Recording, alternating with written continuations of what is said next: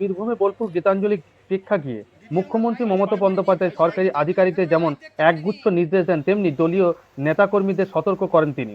তারপরে বিজেপি শাসিত রাজ্যে বাংলা ভাষাভাষীদের ওপর হেনস্থা, বাংলাদেশে বাক্যের অভিযোগ, তথ্যবঙ্গের রাজনীতি, বাঙালির উপরে অস্মিতার উপর আঘাতের প্রতিবাদে ভাষা আন্দোলনের ডাক দিয়েছিলেন তৃণমূল সুপ্রিমো তথা রাজ্যের মুখ্যমন্ত্রী মাননীয় মমতা বন্দ্যোপাধ্যায়।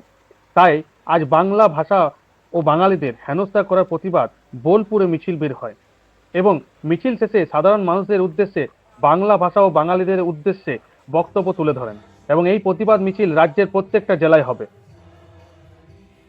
বীরভূমের পরিযায়ী শ্রমিকদের পাশে রয়েছেন মুখ্যমন্ত্রী।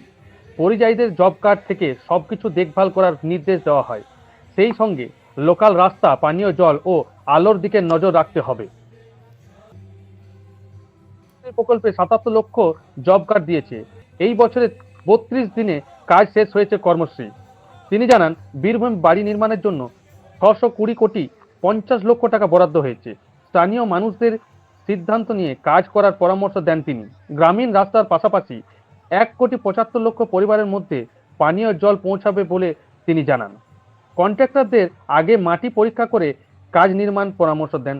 মোহাম্মদবাজারে দেউচা, পাঁচামি কয়লা খনির আরো উন্নয়ন হবে। স্থানীয় সাধারণ মানুষ অনেকেই কাজ পাবেন বলে জানান তিনি। তিনি বলেন, ইতিমধ্যেই ১৪৪২ জনকে চাকরি দেওয়া হয়েছে। এখানে মানুষের সুবিধাতে হাসপাতাল গড়ে উঠবে।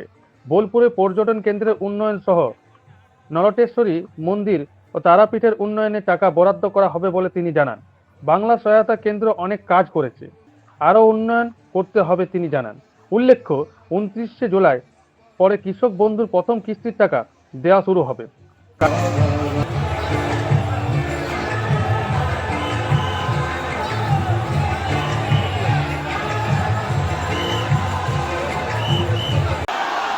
জয় হিন্দ, জয় হিন্দ, জয় হিন্দ।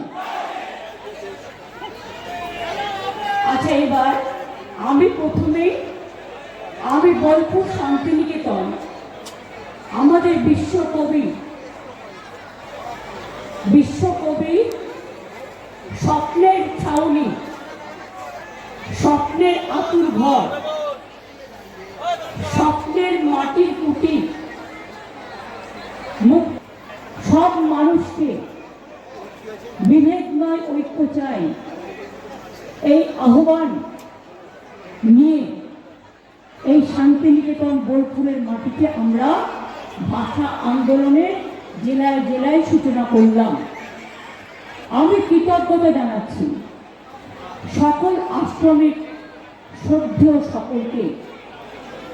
আমি কৃতজ্ঞতা জানাচ্ছি সুদীপ্ত ঠাকুর, মনীষা বন্দ্যোপাধ্যায়, গীতিকণ্ঠ মজুমদার, কালাচাঁদ মাহালি, অতনু শাসমল, অশোক গুণ, অসিত গড়াই, পর্ণা ঘোষ, পাপিয়া চৌধুরী, সঞ্জয় কুমার রায় সহ আশ্রমিকরা যারা আমাদের সাথে এই ভাষা আন্দোলনে ভাষায় ভাষায়, হাঁটায় হাঁটায়, কথায় কথায় ভালোবাসা এবং স্নেহ ছায়ায় অংশগ্রহণ করেছেন, তাদের সকলকে আমার প্রণাম জানাই।